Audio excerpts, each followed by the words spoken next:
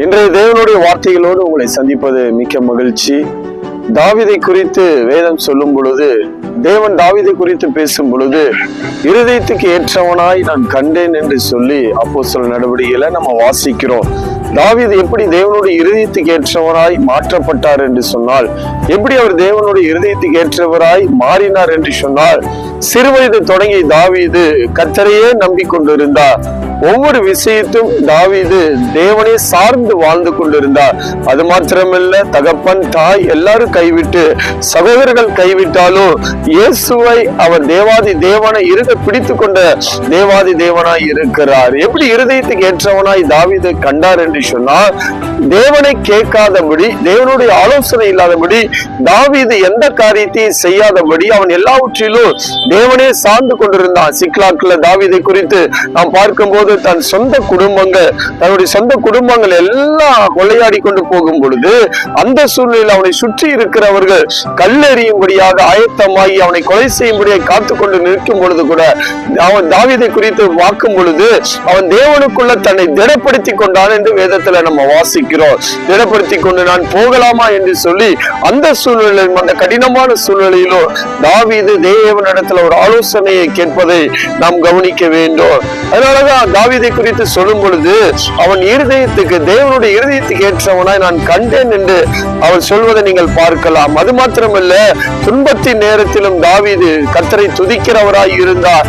எல்லா நிலைகளிலும் தாவீது தேவன் மேல பிரியம் வைத்திருந்தார், தேவன் மேல் அன்பு வைத்திருந்தார், தேவனை அதிகமாய் நேசிக்கிறவராய் தாவீது இருந்தார். அதனாலதான் அப்போஸ்தலர் நடபடிகள் 13ஆம் அதிகாரம் 22ஆம் வசனத்தை வாசிக்கும் போது, பின்பு அவர் அவனை தள்ளி தாவீதை அவர்களுக்கு ராஜாவாக ஏற்படுத்தி, ஈசாயின் குமாரனாகிய தாவீது என் இருதயத்துக்கு ஏற்றவனாய் கண்டு எனக்கு சித்தமானவைகள் எல்லாம் அவன் செய்வான் என்று அவனை குறித்து சாட்சியும் கொடுத்தார் என்று சொல்லி அப்போஸ்தலர் நடபடிகளை நம்ம வாசிக்கிறோம். பாருங்க, எனக்கு சித்தமானதை எல்லாம் தாவீது செய்வார்.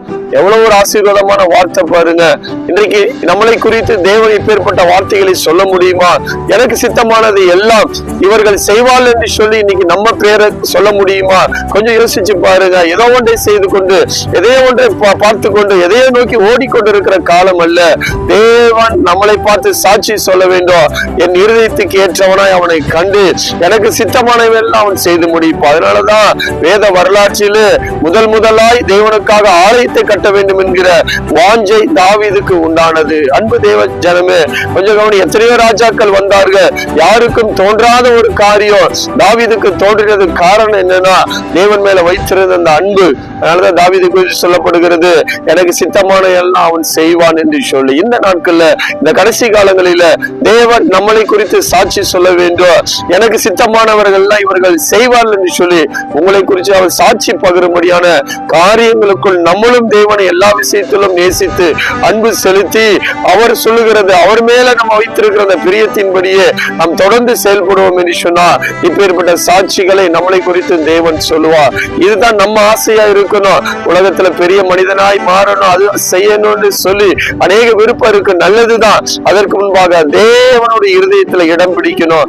தேவ சித்தத்தை நாம் செய்கிறவர்களா இருப்போம் என்று சொன்னார். இந்த கடைசி காலத்தினுடைய எழுப்புதலை அவருடைய சித்தத்தின்படி, அவர் மனதில் இருக்கிற எழுப்புதலை கர்த்தர் நம்முடையமாய் தேசங்களில நிச்சயமாய் வெளிப்படுத்துவார். கண்களை மூடி செபிக்கல. எங்கள் அன்பு தகப்பனே, உமக்கு நாங்கள் நன்றி சொல்லி செபிக்கிறோம்.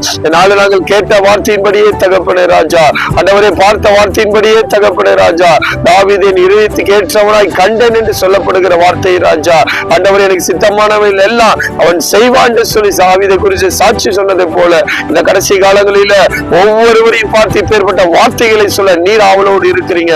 ஆண்டவரே, நாங்கள் உங்கள் மேல் பிரியம் வைத்து உங்களுடைய இருதயத்தை அறிந்து புரிந்து செயல்பட உதவி செய்யுங்க. உங்க நாமத்தை மேம்படுத்துங்க. இயேசுவின் நாமத்தில் பிதாவே, ஆமென்.